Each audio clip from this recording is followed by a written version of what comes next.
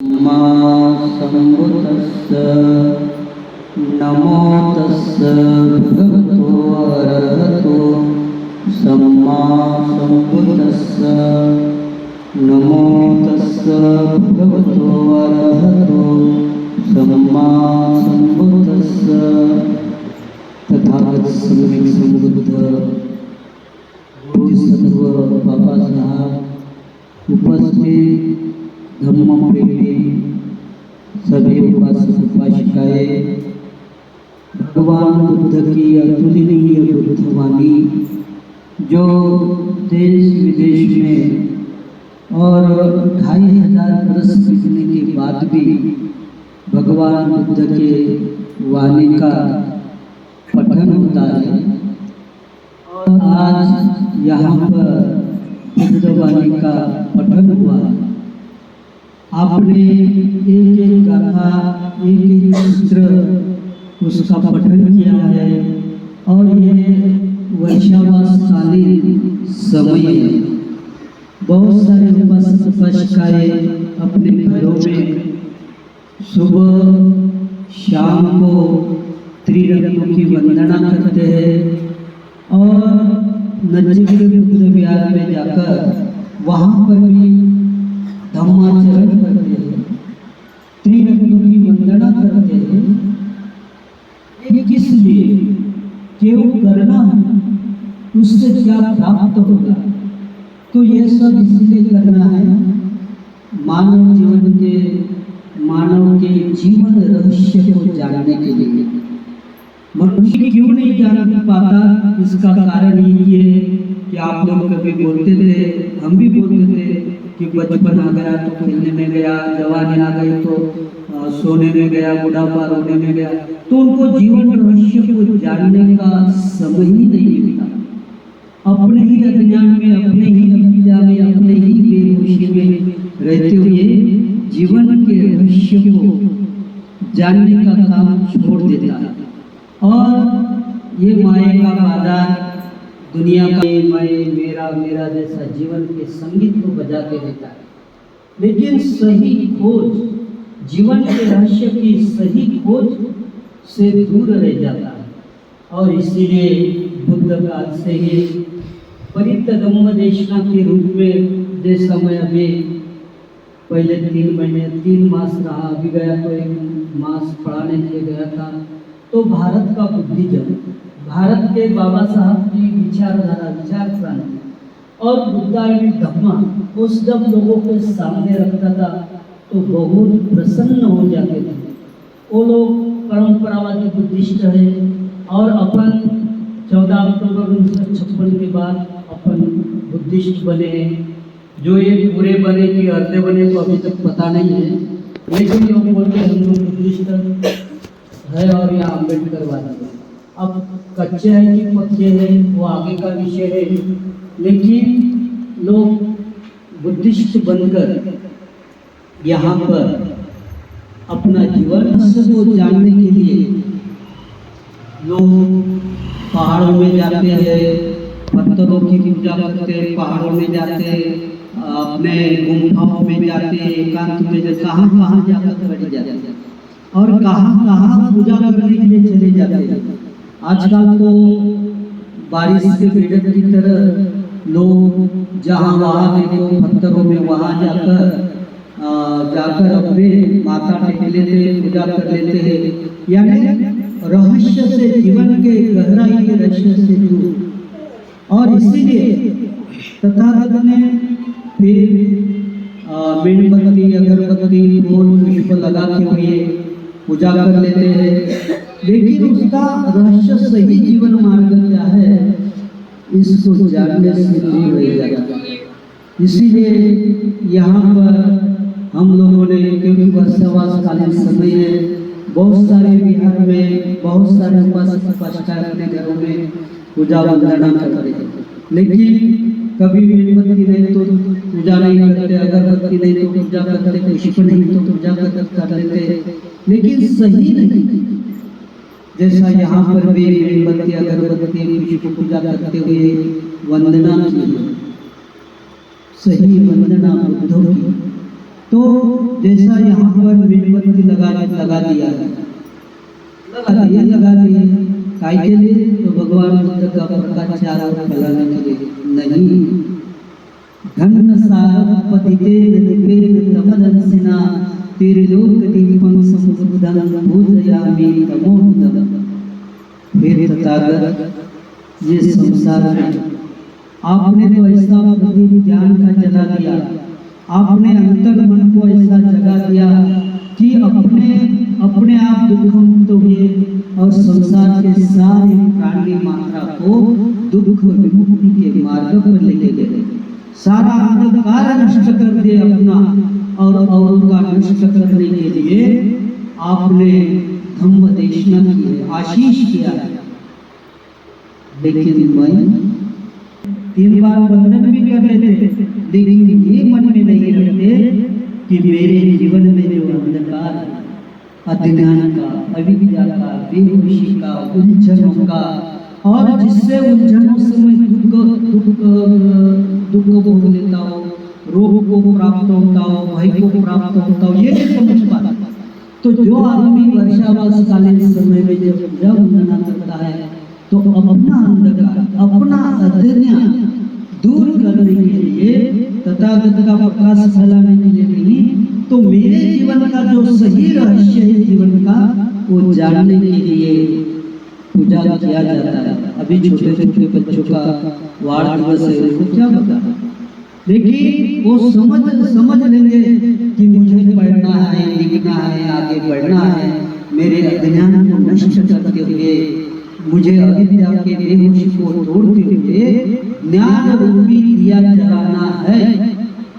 बस ये बात उनका अभिवाद वाड़ दिवस है, तो उन्होंने मन में रखना चाहिए कि ज्ञान रूपी जीवन को मुझे प्राप्त करना है। ये रहस्य है अपने जीवन का। आगे बढ़ता है, मेणबत्ती लगा देते, अगरबत्ती लगा देते, तो क्या अगरबत्ती लगाने से सारा तुम्हारा अपना सुगंध आ जाएगा तुम्हारे जीवन का? नहीं, कभी नहीं। तो तथागत ने कहा कि ये अगरबत्ती के समान दूसरे को सुगंध देती है और स्वयं जलती है। उसी तरह आप समाज में रहते हैं, परिवार में रहते हैं, तो आप उस अगरबत्ती की तरह दूसरे को मैत्री रूप से जीवन दे सकते, सुगंध दे सकते, करुणा रूप से, दया के रूप में आप दूसरे को जीवन दे सकते हैं। मुदिता हर्षित और आनंदित और हर्षित होकर मन में आप दूसरे को प्रसन्नता का भाव निर्माण कर सकते हैं। उपेक्षा, अगर आपके मन में कोई गलत धारणा, गलत बात या अविश्वास अगर मन में उत्पन्न हो जाता है, तो आप उसकी उपेक्षा करते हुए, दूर करते हुए सुंदर चार, उसी तरह स्वयं अज्ञान से निकलकर ज्ञान की दिया जलाकर आप सही जीवन का जो मार्ग है, रास्ता है, उसका आपको बड़ा लाभ हो जाएगा। आप यहाँ पर फूल छोड़ देते, अगर फूल नहीं तो पूजा नहीं होती। वनगंधगुणो पेतम एतम कुसुम संतति पूजयामि मिन्दस् श्रीपाद सरोमे। कितना सुंदर वंदना की, कितनी सुंदर बात कही है। बुद्ध काल की छोटी सी कहानी है, जैसे छोटे नन्हे से बच्चों का आज वाड़ दिवस है, वो बड़े हर्षित हुए। तो बुद्ध काल में दोनों भाई नदी किनारे जाते हैं काम करने के लिए, माता कपड़े धोने के लिए, या नदी के किनारे जाते हैं।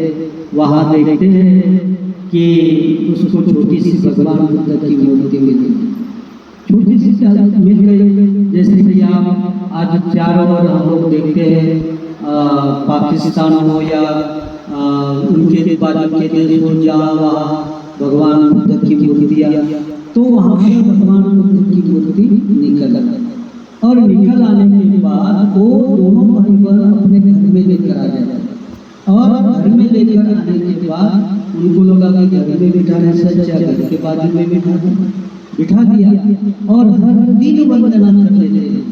वंदना करते करते एक दिन उस राजा का आदेश आ गया कि यहाँ पर कोई बुद्ध की वंदना नहीं करेगा, कोई धम्म की वंदना नहीं करेगा, कोई संघ की वंदना नहीं करेगा।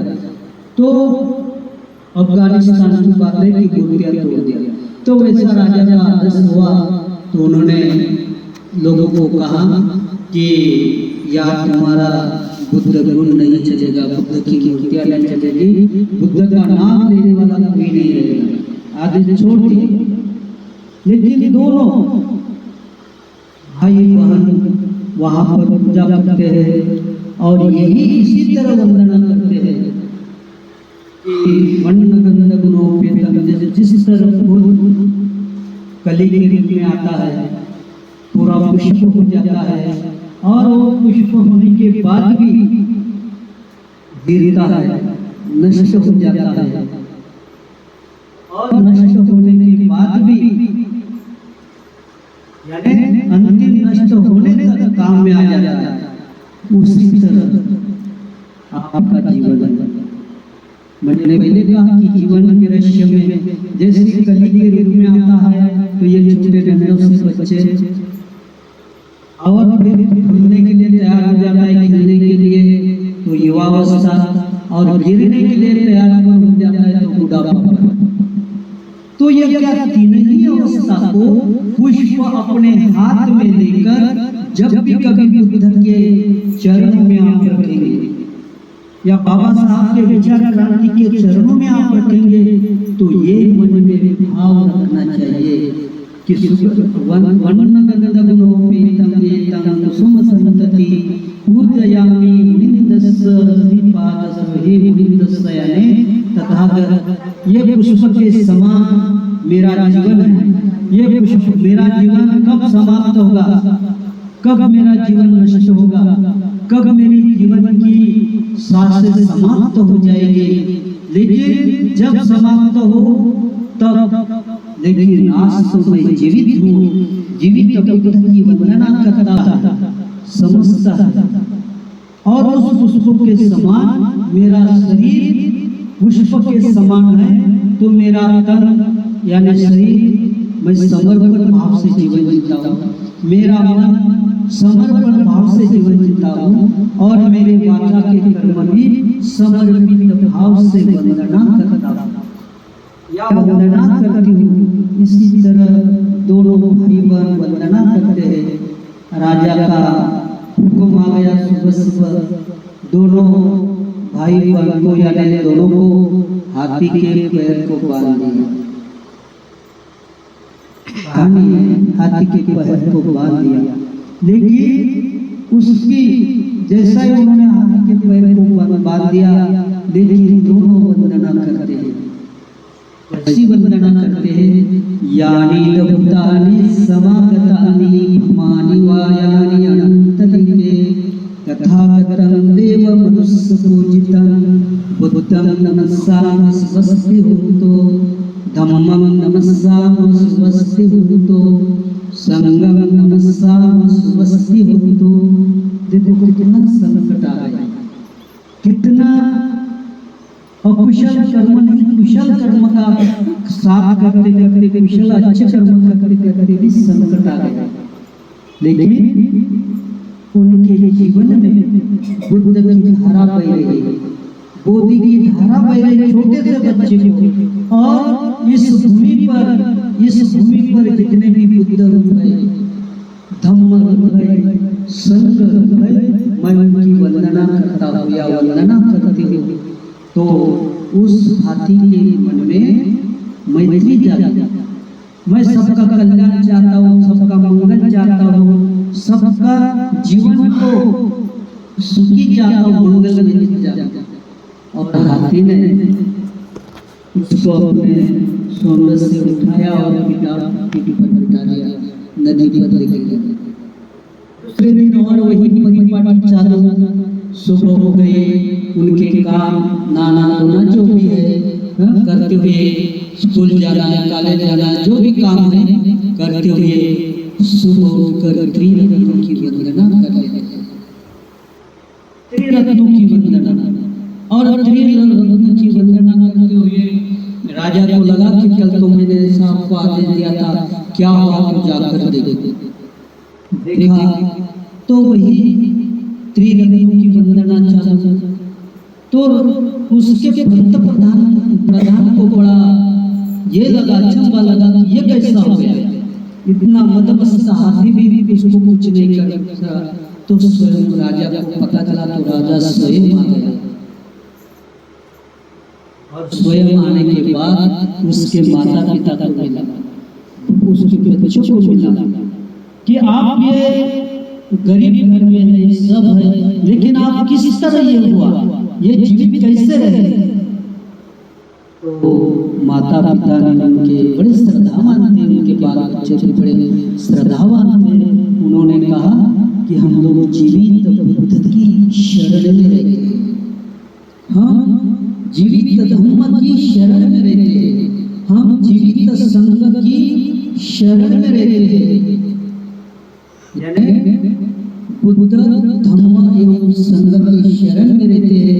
हम किसी के साथ वैर न करते हुए अपने जीवन को रहस्य को हम जानते हैं कि हमारा जीवन क्या है, और हमारा जीवन किस तरह हमारे जीवन में आयु प्राप्त हो, वर्ण प्राप्त हो, सुख प्राप्त हो, बल प्राप्त हो। आज उनका वार दिवस है, हो गया, उसको आयु होना, उसका वर्ण होना, उसको सुख होना और बल होना, उनको मार्गदर्शन होना। तो फिर इतना बड़ा राजा उनको मुक्त कर देता है, धन धान्य से परिपूर्ण कर देता है, और दूसरे दिन पूरे शहर में आह्वान कर देता है कि जो बुद्ध की वंदना नहीं करेगा, जो धर्म की वंदना नहीं करेगा, जो संघ की वंदना नहीं करेगा, तो इसीलिए सम्राट अशोककाल में सारा भारत बुद्ध में, सारा जगत इधर उधर बुद्ध की वाणी गूंजने लगी, धम्म की वाणी गूंजने लगी, संघ की वाणी गूंजने लगी। और आज 14 अक्टूबर 1956 के बाद, बाबा साहब के धम्म क्रांति के बाद, आज है या नहीं तो भी करीब करीब हर घर में, हर परिवार में ये सत्य को अपने इस रहस्य को जानते हुए त्रिरत्नों की वंदना करते हैं, और अपने घर परिवार में आयु वर्ण सुख एवं बलों को प्राप्त होते हैं। इसी तरह सुप्त पठन होता है हर दिन। बिहार में अभी वर्षावास कालीन समय है, तो हर दिन वंदना पूजा पाठ होती है, यानी वंदना परित्राण पाठ होती है, धम्म दीक्षा होती है।